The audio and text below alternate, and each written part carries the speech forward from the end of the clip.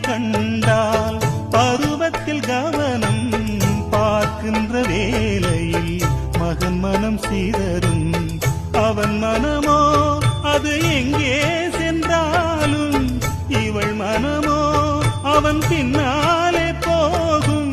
என்றென்றும் அவள் எண்ணங்கள் நலமாக நாம் வாழ நல்வாழ்த்து கூறும்.